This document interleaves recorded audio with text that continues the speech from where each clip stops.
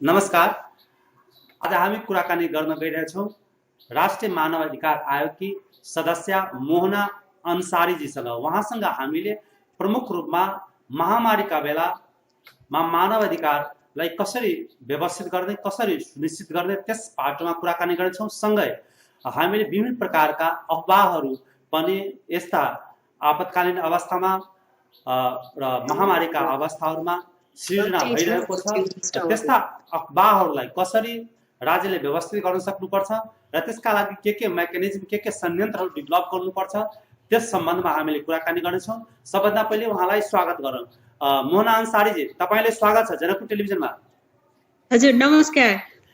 एउटा कुरा भन्छु, यो खास गरिकन जुन विभिन्न देशहरूमा अहिले महामारी छ, कोभिड-19 को महामारी, यस्तो महामारीका अवस्थामा पनि सूचनाको अधिकारलाई र साथसाथै यसलाई अझ व्यवस्थित ढङ्गबाट उत्तेजना नफैल्ने गरी व्यवस्थित गर्ने प्रयासहरू भइरहेको छ। हाम्रो देशमा पनि यस्ता प्रयासहरू, यस्ता अभ्यासमा हामी छौँ। अहिलेको समग्र स्थितिलाई तपाईँले कसरी मूल्याङ्कन गर्नुहुन्छ एउटा मानवाधिकार आयोगको सदस्यको हैसियतले, एउटा मानवाधिकार कर्मीको रूपमा?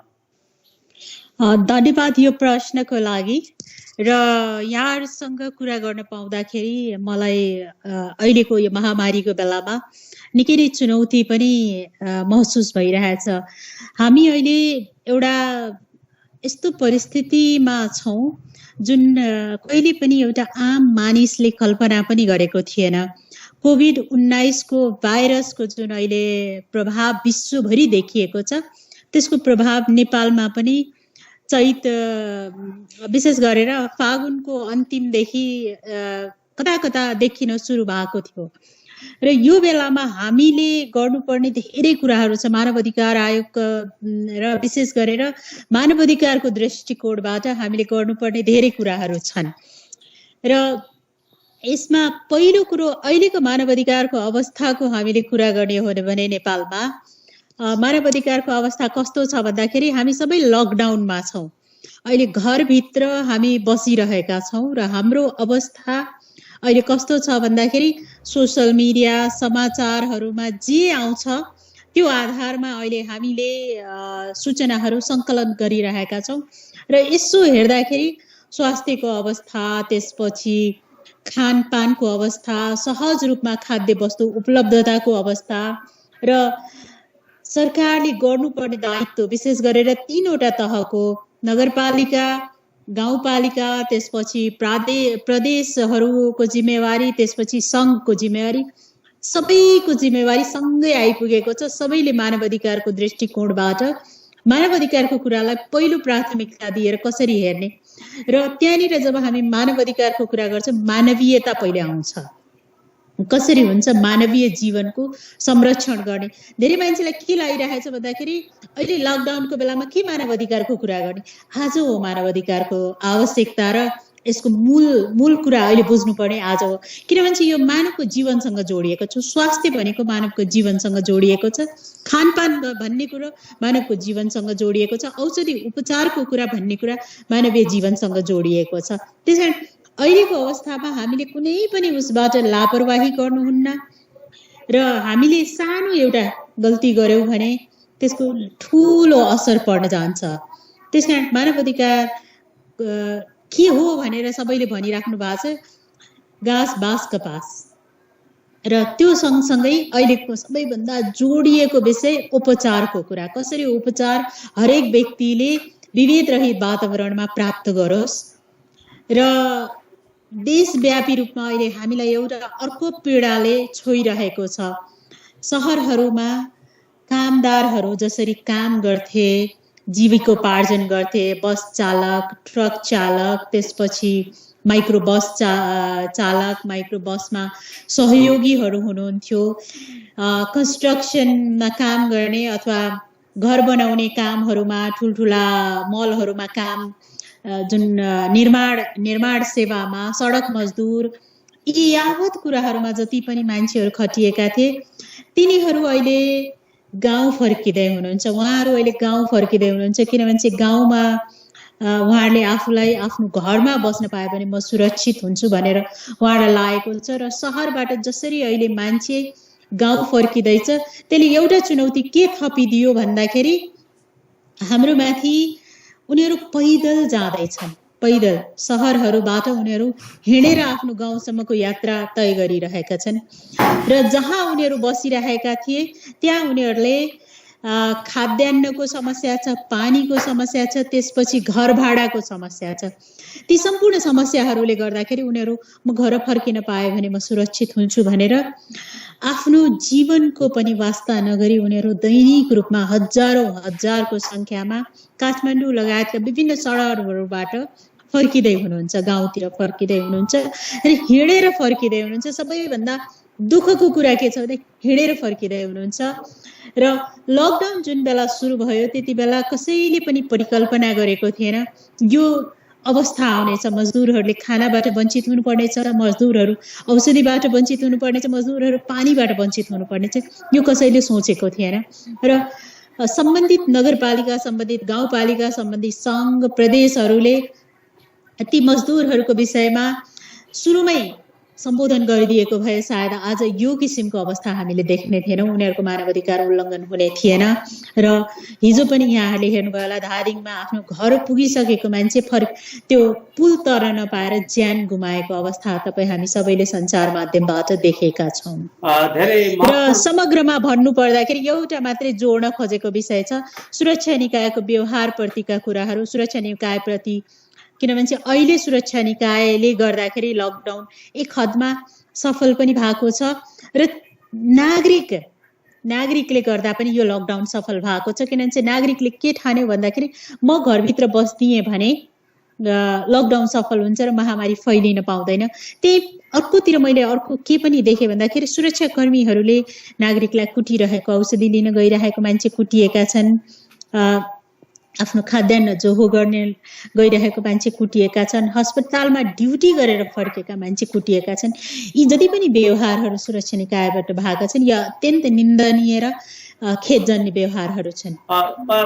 एउटा कुरा भन्छु, यो जुन भन्नुभयो सुरक्षाकर्मीका व्यवहारका कुरा हामी पछि यसलाई जोड्दैछौँ। अहिले तत्काल जुन महत्त्वपूर्ण कुराहरू उठाउनु भयो स्वास्थ्य उपचारका कुरा र खास गरिकन मानिसहरू जुन आफ्नो ठाउँमा निर्धारित ठाउँमा गइरहेको छ त्यसका लागि पनि राज्यले यदि पर्मिसन दिन्छ भने जानुपर्छ कि आफ्नो यो अधिकार उनीहरूले प्रयोग के हो वास्तवमा के भनिएका छ मानवाधिकारका ओरमा के यसमा के बोलेको छ मानवाधिकारले?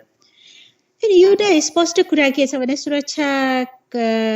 स्वास्थ्य कर्मीको पनि सुरक्षा हुन्छ, उसको पनि स्वास्थ्य सुरक्षित भयो भने उसले दिने सेवा पनि मान्छेसम्म पुग्छ।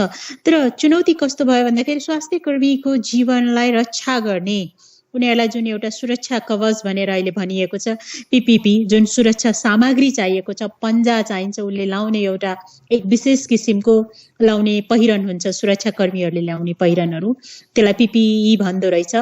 र मास्कको कुरा यो सबै स्वास्थ्य कर्मीलाई त हामीले दिनुपर्छ नि, र यो नै नपाइसकेपछि उसले आफ्नो जीवनलाई जोखिममा हालेर कसरी स्वास्थ्य सेवामा खटिने।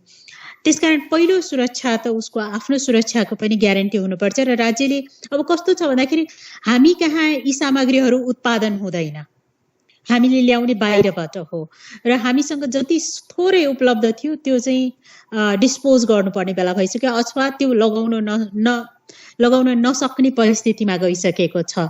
एकचोटि प्रयोग गरिसकेपछि सायद त्यसको एउटा समय सीमा हुन्छ, त्यसलाई हामीले डिस्पोज गर्नै पर्छ, फेरि त्यसलाई लगाएर फेरि ड्युटीमा जान मिल्दैन। स्वास्थ्यकर्मी आफै सङ्क्रमित हुने एकदमै ठुलो सम्भावना हुन्छ। त्यसकारण कोभिड-19 को भाइरससँग हामी जुझ्नको लागि स्वास्थ्य कर्मीलाई पनि त्यो कुरा एकदमै आवश्यक छ। त्यो हामीले दिएनौँ भने त्यसले चाहिँ हाम्रो जीवनमा नै चुनौती ल्याउनेछ।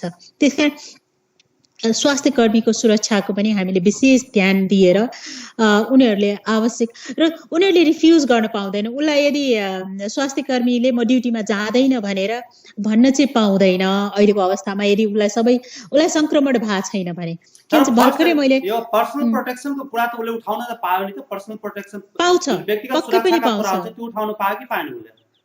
होइन, जस्तै ऊ प्राविधिक हो, हेर्नुहोस्, ऊ प्राविधिक मान्छे हो, स्वास्थ्य कर्मी भनेको प्राविधिक मान्छे हो र स्वास्थ्य कर्मीले आफ्नो व्यक्तिगत सुरक्षाको कुरा उठाउन पाउँछ, तर ऊ संक्रमित छैन भन्ने कुराको सुनिश्चितता चाहिँ हुनुपर्छ र उसले प्राप्त गरेको स्रोत साधनको आधारमा उसले काम गर्छ। यसै कुरा भनिराख्दाखेरि जुन विश्वव्यापी रूपमा जुन देखिएको छ, खास गरिकन सुरक्षा कर्मीहरू पनि धेरै यो संक्रमित भएका छन्। कति देशमा आर्मीहरू संक्रमित भइसकेका छन्। हाम्रो पडोसी देशमा पनि, अमेरिकामा पनि थुप्रै देशमा आर्मीहरू संक्रमित भइसकेका छन्, सुरक्षाकर्मी। यिनीहरूको पनि एउटा के भन्छ भन्दाखेरि एउटा मापदण्ड छ, प्रोटोकल छ। त्यस आधारमा आइसोलेसनमा बस्ने सुरक्षाकर्मीलाई कुन प्रकारको ड्रेस हुनुपर्छ, क्वारेन्टाइनमा बस्नेहरूलाई कुन प्रकारको हुन्छ भन्दाखेरि उनीहरूको पनि, सुरक्षाकर्मीको पनि पर्सनल प्रोटेक्सनको राइट उत्तिकै छ। र यो अवस्थामा राज्यले भन्नुभयो तपाईँले कि जब कोभिड-19 को अवस्था एउटा बन्दीको अवस्था भइसकेको अवस्थामा र हाम्रो देशमा उत्पादन हुँदैन, तर यिनीहरूको सुरक्षाको ग्यारेन्टी हामी कसरी उठाउने, कसरी व्यवस्थित कसरी गर्ने राज्यले?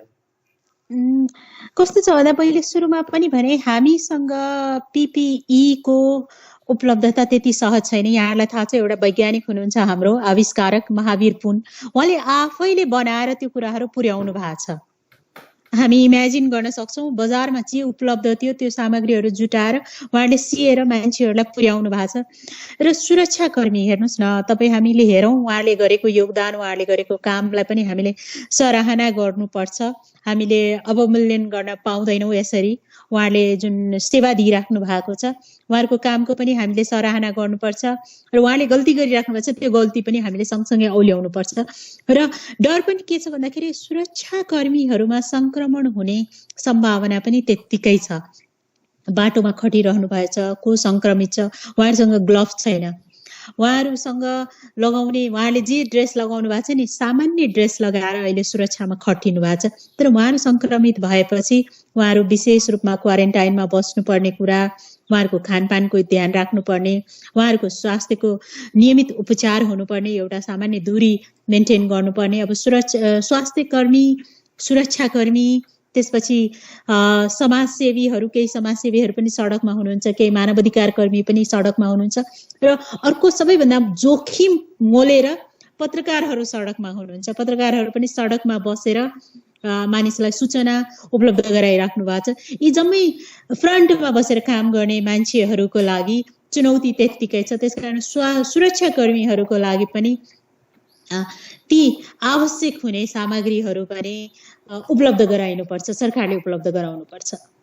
यो कोभिड-19 को हामी कुरा गरिरहेको छौँ अहिले, र दुई तीनवटा कुरा तपाईँले सुरुमा पनि उठाउनु भएको थियो। खास गरिकन संयुक्त राष्ट्रसङ्घले पनि भन्छ मानवाधिकारका प्रश्नमा कि प्रत्येक राज्यले चाहिँ उसको स्वास्थ्य उपचारको व्यवस्था गर्नुपर्छ। एउटा कसरी नागरिक भोको बस्दैन त्यसको ग्यारेन्टी राज्यले लिनुपर्छ, र स्वास्थ्य उपचारको खर्चसम्मको कुरा गरेछ कि प्रत्येक नागरिकको त्यो अधिकार छ कि राज्यले उसलाई कसरी यो महामारीको बेलामा त्यो उपचार को व्यवस्था गरोस् र उसले खान पाउने जुन अत्यावश्यक सामग्री प्रयोग गर्न पाउने जुन अवस्था छ त्यो अवस्था सिर्जना गरोस्। र यस दृष्टिकोणले हेर्दाखेरि अघि जुन तपाईँले कुरा गर्नुभएको थियो तीनवटा जुन सरकारहरू छ, हाम्रो सङ्घीय सरकार, प्रदेश सरकार र स्थानीय सरकार, तर यो राहत वितरणमा भइरहेको कमी कमजोरी र समयमा पुग्न नसकेको अवस्थाहरू विभिन्न सञ्चार माध्यमहरू, विभिन्न मिडियाहरूबाट आइरहेको अवस्था छ, र वास्तविकता पनि त्यही छ कि हामीले पुर्याउन सकिरहेका छैनौँ। यसलाई कसरी, यसको ग्यारेन्टी कसरी गर्न सकिन्छ होला, यसमा के व्यवस्था गर्न सक्छ, कसरी हामीले गर्न सक्छौँ यसलाई? मलाई लाग्छ हामी अलिकति अब जुन किसिमले महामारी आइलाग्यो हाम्रो अगाडि, यो कोभिड-19 को जुन भाइरसको संक्रमण हामी सबैलाई यसले एक किसिमको तर्सायो, र हामीसँग राहत भन्ने कुरा हामीले के बुझेका छौँ भन्दाखेरि दाल चामल तेल तरकारी बाँड्ने बुझेका छौँ कि राहतलाई कहिलेकाहीँ हामीले के रूपमा पनि बुझ्न सक्छौँ भन्दाखेरि राहत तपाईँले दाल चामल तरकारी नबाँड्दा पनि हुन्छ, उसले किनेर खान सक्ने गरी त्यो न्यूनतम हामीले पैसा पनि दिन सक्नुपर्छ। जस्तै तपाईँलाई हामी केही देशहरूको उदाहरण लिन सक्छौँ। स्थानीय सरकारहरू छ, त्यो स्थानीय स्तरमा सञ्चालन हुने किराना पसलहरू, सासाना पसलहरू यदि त्यो नियमित खुल्न थाले र एउटा सामान्य दूरी हामीले कायम गरेर त्यो व्यक्तिले किनेर खान सक्ने जुन अवस्था हामीले सिर्जना गर्न सक्यौँ र उसलाई सामान्य सरसफाइको बारेमा जानकारी दिन सक्यौँ भने सायद यो दाल चामल तरकारी बाँड्नु पर्दैन थियो होला। तर हामीका विडम्बना कस्तो छ भने राहतको नाममा कुहिएको, सडेको, गलेको, गोदाममा कोचिएर रहेका सामग्रीहरू हामी बाँड्छौँ, जुन कि मानव अधिकार र विश्वव्यापी विश्व खाद्य सङ्गठनको जुन एउटा मापदण्ड छ, यति मात्रामा पौष्टिकता हुनुपर्छ, यति मात्रामा त्यसमा क्यालोरी हुनुपर्छ, अथवा त्यो एउटा एक किसिमको हामीले जुन पौष्टिकताको कुरा गर्छौँ त्यो मापदण्ड पनि सामान्य नपुर्याएर बाँडिएका सामग्रीहरू आज 3 दिन भयो नियमित रूपमा मलाई फोटो पठाइएको छ, यस्तो खाद्य सामग्री गाउँपालिका नगरपालिकाले बाँड्यो भनेर। जनकपुरकै पनि आएको छ एउटा दुईटा फोटो। यो मानव अधिकार विपरीत यस्ता खाद्य सामग्री बाँड्दाखेरि त्यो खाद्यान्न त्यस्तो गुणस्तरहीन खाद्यान्न नबाँड्नुहोस्, अघि जुन भन्नुभयो र त्यस्तो बाँड्ने माथि यो दफा अन्तर्गत कारबाही होस् भन्ने किसिमका कुरा पनि आइरहेको छैन।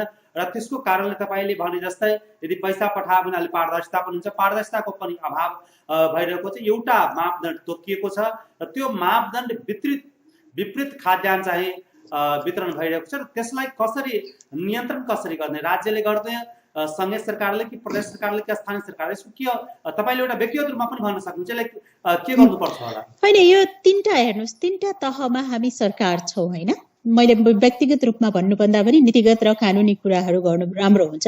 व्यक्तिगत पनि गरौँला। हामीसँग 3 तहको सरकार छ र कुनै पनि मानव अधिकार उल्लङ्घन भएको घटनाहरू जति पनि छ नि त्यो कहीँ न कहीँ दर्ज भइरहेको छ। हामीले पनि दर्ज गरिरहेका छौँ, यसलाई मानव अधिकार आयोगले पनि दर्ज गरिरहेछ।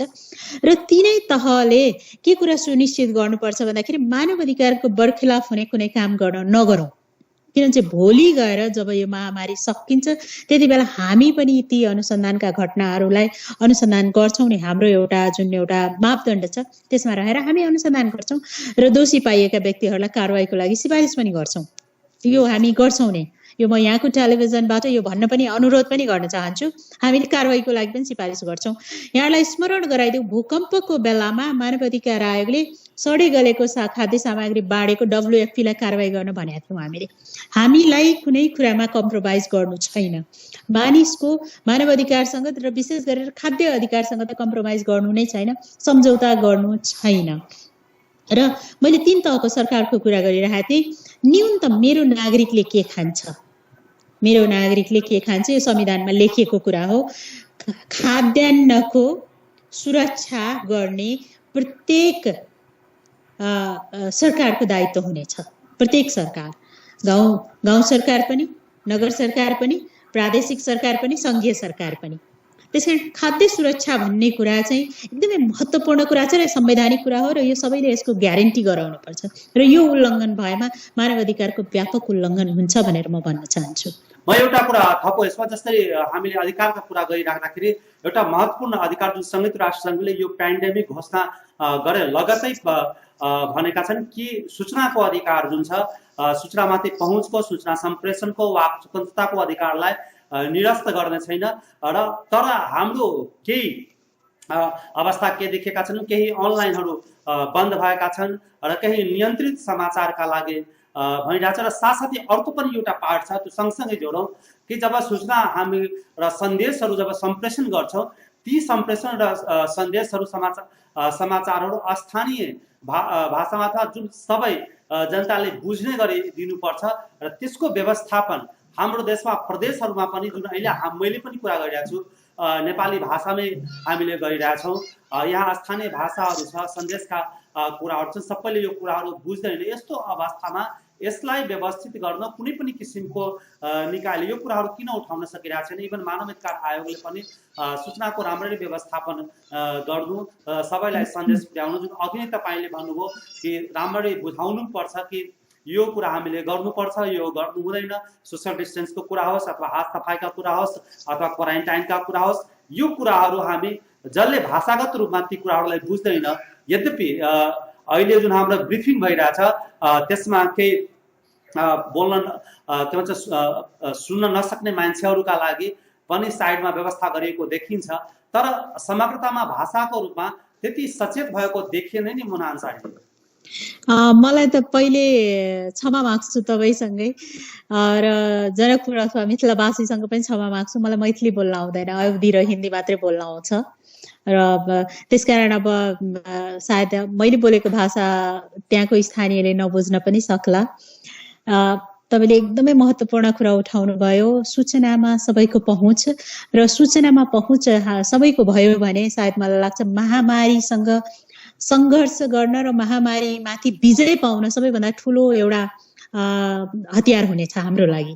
हतियार भनेको इन अ सेन्स हाम्रो लागि त्यसले ठुलो भूमिका खेल्नेछ र यदि सही ढङ्गबाट सहज ढङ्गबाट सरकारले गर्ने क्रियाकलाप प्रसारित हुने सहज कुनै पनि सन्देश सरकारले दिन चाहन्छ भने त्यसको स्थानीय भाषामा भयो भने त्यो व्यक्तिले राम्ररी बुझ्छ, सहज रूपमा बुझ्छ र त्यसलाई उसले मनन गर्छ। त्यसैले भाषाको कुरा यति महत्त्वपूर्ण भाषाको कुरा छ। यसलाई हामीले यसको गम्भीरता हामीले बुझ्नुपर्छ, सबैले बुझ्नुपर्छ र आज सायद तपाईँको टेलिभिजनबाट मैले बोलिरहेको कुरा सायद त्यहाँको मिथिलावासीले बुझ्न सक्नु भएन भने उहाँप्रति म क्षमा पनि माग्न चाहन्छु। प्रदेश सरकारले सम्प्रेषण गर्ने सम्पूर्ण कुराहरू सायद त्यहाँको भोजपुरी, बजिका, मैथिली भाषामा भयो भने सायद त्यो सहज रूपमा त्यहाँ मान्छेहरूले बुझ्नेछन्। त्यसको लागि म आग्रह पनि गर्न चाहन्छु र नेपाल सरकारले अहिले जति पनि अब स्वास्थ्य मन्त्रालयबाट हुने प्रेस ब्रिफिङहरू छ त्यसमा चाहिँ साइन ल्याङ्ग्वेज अपाङ्गता भएका व्यक्तिको लागि पनि एउटा विशेष किसिमको व्यवस्था गरेछ। त्यो सराहनीय काम हो। किनभने सबैभन्दा तपाईँ हामीलाई थाहा छ वृद्ध र अपाङ्गता भएका व्यक्तिहरू एकदमै जोखिममा छन्। अहिले अपाङ्गता भएका व्यक्तिहरू राहत वितरण भइरहेको छ भने लिन जान सक्दैनन्।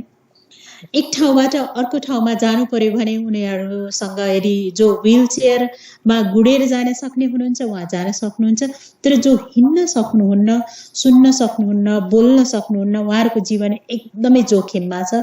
उहाँहरूलाई पनि प्रदेश सरकारहरूले केही विशेष रूपमा ध्यान दियो भने सायद हामी कसैको पनि मानव अधिकार उल्लङ्घन हुने थिएन। र जुन एउटा कुरा महत्त्वपूर्ण कुरा यहाँले पनि धेरै अनलाइनहरू बन्द भएका छन् र त्यसपछि जति पनि अहिले अनलाइनहरू छन् कि त ती नियन्त्रित छन् कि त त्यसमा सम्प्रेषण हुने कुराहरू समाजसँग मिल्दोजुल्दो छैन अथवा राज्यका नीति नियमसँग पनि मिल्दोजुल्दो छैन। त्यसकारण हामी के कुरामा सचेत हुनुपर्छ भन्दाखेरि हामीले के कुरा दिइरहेछौँ, आफ्नो सोसाइटीलाई के बाँडिरहेछौँ। हामी क्षणिक लोकप्रियताको लागि हामीले हाम्रो सूचनाहरू दिइरहेछौँ कि हामीले त्यसको आधिकारिकता जाँचेर त्यसका तथ्यहरूलाई हामीले केलाएर हामीले सूचना दिइरहेछौँ कि हामीले निर्णय सुनाइरहेछौँ, त्यो कुरा पनि हामीले विचार गर्नुपर्छ। हेर्नुहोस्, हाम्रो थोरै गल्तीले गर्दाखेरि हामीले ठुलो कुनै मूल्य चुकाउनु पर्ने अवस्थामा पनि जान सक्छौँ। त्यसैले मानव अधिकारको विषयवस्तु सूचनासँग त यति धेरै जोडिएको छ भन्दाखेरि तपाईँको खाना, औषधि, त्यसपछि सूचना, त्यो पनि मानव अधिकारको एउटा पाटो हो।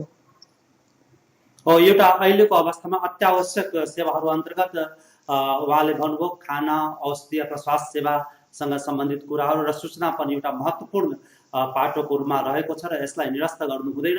र साथसाथै भनौँ कि हामी सूचना दिँदाखेरि पनि हामीले पनि विचार पुर्याउनुपर्छ कि हामी निर्णय सुनाउँदैछौँ कि सूचना सन्देशको रूपमा सम्प्रेषण गर्दैछौँ, यथार्थता के छ, यथार्थता भन्दा पनि बढी हाम्रो विचार झल्किने किसिमका समाचारहरू र कहिलेकाहीँ यही कुराहरू गरिरहँदाखेरि सामाजिक सद्भावका कुराहरू पनि आउँछ। मोहना अन्सारीजी, एउटा जस्तै अब विभिन्न प्रकारका सांस्कृतिक परम्परा छ हामीहरूको, विभिन्न धार्मिक, बहुधार्मिक, बहुसांस्कृतिक, बहुजातीय यो हाम्रो नेपाल हो। र यस्तो अवस्थामा यो हामीले भनिराख्दाखेरि अहिले एउटा खास जात र वर्गमा बढी कोरोना भाइरस पाइयो भन्ने किसिमको चर्चा प्रचर्चा भइरहेछ। त्यस्ता कुराहरूलाई र त्यो देखिएको पनि छ, त्यस्ता कुराहरूलाई व्यवस्थित कसरी गर्ने कि यसले न त साम्प्रदायिकता फैलियोस्, न त्यस्ता यदि कहीँबाट कुनै प्रेरित भएर यो काम गरिरहेको छ भने ती गर्दै व्यक्ति पनि नगरोस् भन्ने उद्देश्यले के भन्न चाहनुहुन्छ? यदि खोलेर नै भन्नु पर्दाखेरि जुन हामीले हेर्छौँ मस्जिदहरूमा जुन भारतबाट आएका केही व्यक्तिहरूमा कोरोना भाइरस पाइयो। यो समाचार यथार्थ हो, त्यसैले मैले यो कुरा खोलेर स्पष्ट गरेर राखेँ। र यस्तोलाई हामीले भन्दाखेरि एउटा समाजलाई जोडेर, एउटा समुदायलाई जोडेर र त्यसप्रति विभिन्न प्रकारका कुराहरू, आरोप प्रत्यारोप का कुराहरू आइरहेको छ। यसलाई कसरी व्यवस्थित गर्ने, समाचारकर्मीले यसलाई कसरी व्यवस्थित गर्ने र ती समुदायले पनि आफूलाई यदि त्यस्तो किसिमको अवस्था छ भने त्यसबाट कसरी उन्मुक्ति पाउने, यो दुईटै अलिक जटिल परि छ। तर यसलाई हामी गर्दै कसरी, तपाईँ के भन्नुहुन्छ? तपाईँको प्रश्न एकदमै महत्त्वपूर्ण छ र मलाई यो प्रश्न राखिदिनु भएकोमा फेरि पनि तपाईँलाई धन्यवाद दिन चाहन्छु। कस्तो छ भन्दाखेरि हाम्रो संविधान, नेपालको संविधानले बहुभाषिक, बहुधार्मिक, बहुसांस्कृतिक कुराहरू गर्छ हैन। र हाम्रो समाज पनि कस्तो छ भन्दाखेरि हामी हेऱ्यौँ भने म त सानैदेखि एउटा फरक, म मुस्लिम भए पनि मेरो हुर्काई, मेरो बाल्यकाल सम्पूर्ण नन मुस्लिम सोसाइटीमा भएको छ। मेरा साथीहरू छेत्री बाहुन ठकुरीहरू थिए, गुप्ताहरू हुनुहुन्थ्यो, बर्माहरू हुनुहुन्थ्यो, मेरो साथीहरू त्यस्तो साथीहरू हुनुहुन्थ्यो। र मलाई त्यति बेला कहिले पनि त्यस्तो कुराहरू महसुस भएन। र आज आएर जुन रूपमा मैले आज विगत एक हप्तादेखि यस्ता मेसेजहरू मैले हेरिरहेको छु, मलाई पनि मेसेन्जरमा, फेसबुकमा र ट्विटरमा यस्ता मेसेजहरू आइरहेका छन्।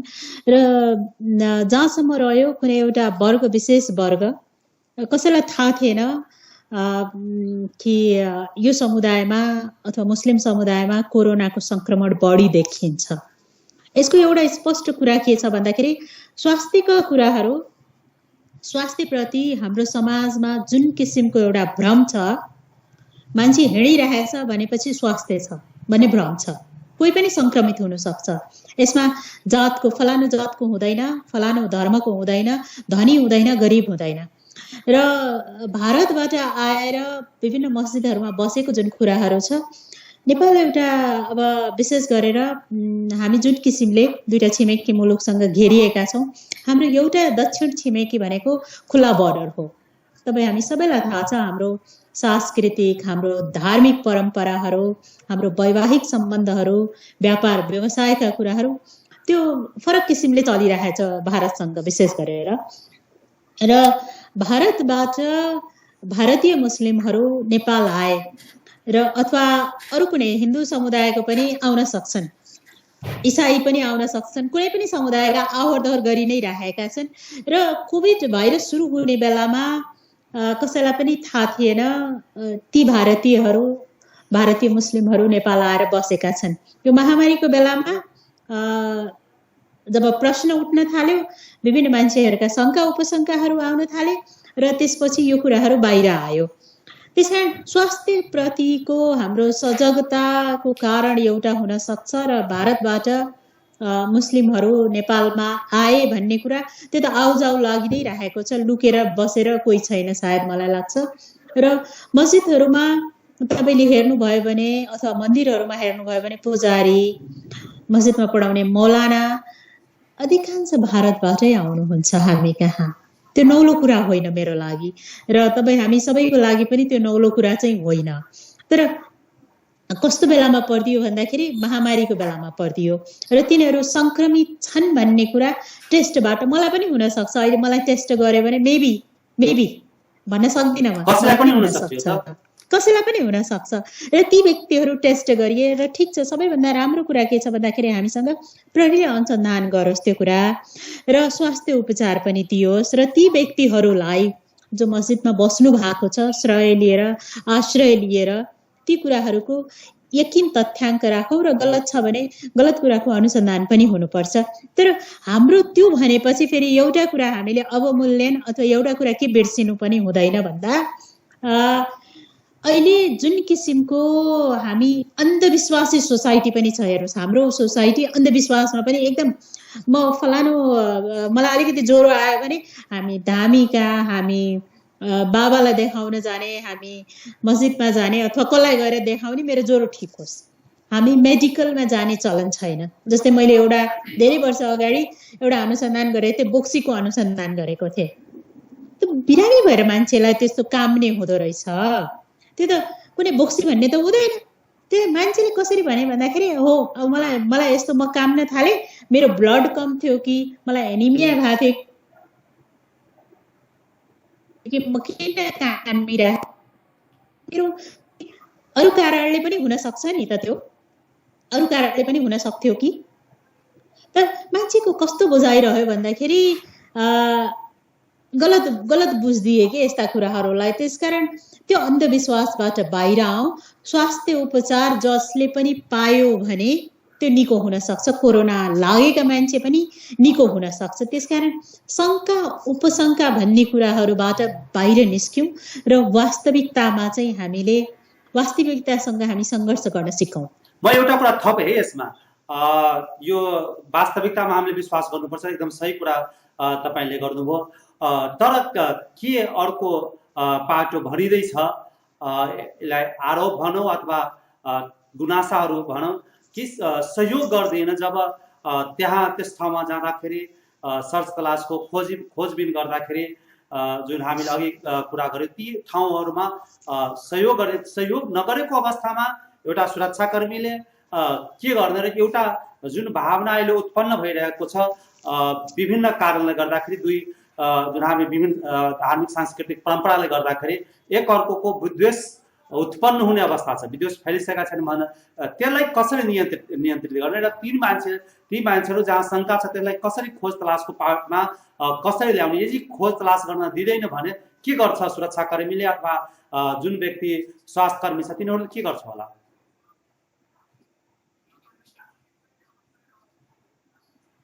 एक संस्था हो, सार्वजनिक संस्था हो र त्यो एउटा व्यक्तिको पैसाबाट त्यो चल्छ, दान दातव्य चन्दाबाट चल्छ। त्यसकारण सरकारलाई असहयोग गर्ने भन्ने कुरा हुँदैन। यदि कुनै पनि मस्जिदमा, कुनै पनि गुम्बामा, कुनै पनि मठहरूमा यदि कोही अनजान व्यक्ति हुनुहुन्छ, बिरामी हुनुहुन्छ भने त्यसको वास्तविक सूचना चाहिँ प्रहरीलाई दिउँ, स्वास्थ्य कर्मीलाई दिउँ र उसको यो अहिले सहयोग गर्नुपर्ने बेला हो। हेर्नुहोस्, तपाईँ हामीले कसैलाई आरोप लगाउने बेला पनि होइन, यो मानवीय धर्मको विरुद्धको कुराहरू हुन्छ। हेर्नुहोस्, कोही मान्छे बिरामी छ, कुनै मस्जिदमा बसेको छ, कुनै मठमा बसेको छ, कुनै गुम्बामा बसेको छ, कुनै चर्चमा बसेको छ, त्यसलाई हामीले उपचार पनि दिनु जरुरी छ कि अहिलेको बेलामा। उसलाई उपचार दियौँ भने सायद हामी सयौँ मान्छेलाई जोगाउन पनि सक्छौँ। त्यसकारण ती व्यक्तिहरू यदि कुनै ठाउँमा हुनुहुन्छ भने तपाईँकै टेलिभिजनबाट म अपिल गर्न चाहन्छु, कृपया जानकारी दिनुहोस् र त्यस्ता व्यक्तिलाई स्वास्थ्य संस्थामा परीक्षण गर्न, उपचार गर्न लैजाउँ। यो मानवीय धर्म हो। तपाईँ हामीले अहिले बहिष्कार गरेर, तपाईँ हामीले अहिले विरोध गरेर, तपाईँ हामीले अहिले एक अर्का समुदायप्रति लाञ्छित गरेर बोल्नुभन्दा हामी सहयोगको भावना विकास गरौँ। एउटा मेरो अन्तिम जिज्ञासा खास गरिकन एउटा के देखिएको छ भने जुनसुकै समुदायको भए पनि यो महामारीलाई नियन्त्रण गर्न सहयोग नगर्ने, बरु त्यसलाई विभिन्न किसिमका शङ्का उपशङ्का पैदा गर्ने त्यसका एक्टिभिटिजहरू देखिएका। जस्तै हिजै जनकपुरमा एउटा समाचार देखियो, त्यो समाचारलाई प्रहरीले पनि ह्यान्डल गरिरहेको छ। यद्यपि त्यस सम्बन्धी सम्पूर्ण प्रमाणहरू आइसकेका छन्। दुईजना महिलाहरूले पैसा फ्याल्दै गएको अवस्था देखियो र यसबाट एउटा शङ्का के आयो कि कहीँ त्यो फ्यालेका पैसाहरू कोरोना सङ्क्रमण फैलाउनका लागि त होइन भन्ने किसिमको एउटा भयावह स्थिति उत्पन्न भयो र त्यस्तो स्थिति कुनै विकृत मानसिकताले फैलायो भने त्यसलाई के गर्नुपर्छ, कसरी कानुनी दायरामा ल्याउनुपर्छ अथवा सामाजिक न्यायको दायरामा हामीले कसरी ल्याउने? प्रहरीले अनुसन्धान गर्दैछ, यो प्रहरीलाई नै छोडिदिँदा राम्रो हुन्छ। र हामी पनि सामाजिक सञ्जालमा फेसबुकहरूमा लेख्दाखेरि त्यस्ता फोटोहरू राखेर लेख्दाखेरि अलिकति सजग हुनुपर्छ। प्रहरीले अनुसन्धान गर्दैछ, त्यसलाई सार्वजनिक गर्दैछ। दोस्रो कुरा, ती पैसाहरूलाई ल्याब टेस्ट गर्न पठाउन सकिन्छ। प्रदेश सरकारले त्यसलाई सिल गरेर ल्याब टेस्टमा पठाउन सक्छौँ र जुन ठाउँमा फालिएको छ त्यो ठाउँमा हामीले सेनिटाइज गर्न सक्छौँ। त्यो केही स्प्रेहरू छरेर त्यसलाई सङ्क्रमण हुनबाट जोगाउन सक्छौँ। यो एउटा कुरा हामीले राम्रो हुन्छ। सायद स्थानीय जनकपुर महानगरपालिका अथवा उपमहानगरपालिकाले यो कुराहरूको व्यवस्थापन गर्न सक्छ। त्यसपछि अर्को कुरा, सायद मैले भने नि यो हुन सक्छ, कसैले भनेको हुन सक्छ, यो टोना टोटका गर्ने चलन छ नि, जुन टोना टोटका गर्ने चलनहरू छ, यो तपाईँले त्यहाँ सडकमा गएर फालिदेऊ, तपाईँलाई केही रोग व्याधि छ भने जान्छ। मान्छेको सामान्य विश्वास सामान्य रूपमा। तर यो गलत हो। तपाईँलाई कुनै रोग व्याधि छ भने तपाईँले पैसा फालेर सडकमा खानेकुरा राखेर केही पनि हुँदैन। हेर्नुहोस्, तपाईँले उपचारमै जानुपर्छ। ताबिज लगाएर कसैलाई त्यो निको हुँदैन। हेर्नुहोस्, ताबिज लगाएर निको हुने भए सायद ठुल्ठुला यो कोरोना महामारी पनि ताबिजले भाग्ने थियो होला। त्यस कारण यो यस्ता कुराहरू पछि गरौँला। हामी बाँचेपछि, कोरोना महामारीबाट हामी बाँचेपछि यस्ता अन्धविश्वासका कुरा गरौँला। अहिले हामी बाँच्ने उपायप्रति सोचौँ र एकअर्काप्रति एउटा सम्मान, एउटा आदर भाव राखौँ र मानवीय मूल्य मान्यतालाई अगाडि राखेर कुरा गरौँ। अहिलेलाई म अब मानवीय मूल्य मान्यता। तपाईँले यो हामी कुराकानी गर्दा कि त्यस्तो कुरा जुन कोरोना महामारी नियन्त्रणका लागि सहयोग हुन सक्छ, त्यो विचार तपाईँले व्यक्त गर्न चाहनुहुन्छ? केही छुटेका कुराहरू? मैले फेरि पनि म अनुरोध के गर्न चाहन्छु भन्दाखेरि अहिले हरेक मानवको जीवनको एउटा के भन्ने यसलाई एकदमै ठुलो मूल्य छ हाम्रो लागि, हरेक व्यक्तिको लागि। र परिवार, तपाईँले एउटा एकैछिनको लागि कल्पना गरौँ, हामीले कल्पना गरौँ कुनै परिवारमा 3 जना मात्रै छ र कुनै पुरुषलाई अथवा कुनै महिलालाई यो महामारीले छोयो भने त्यसको परिवारको त कता जान्छ, कसैले सहयोग गर्दैन।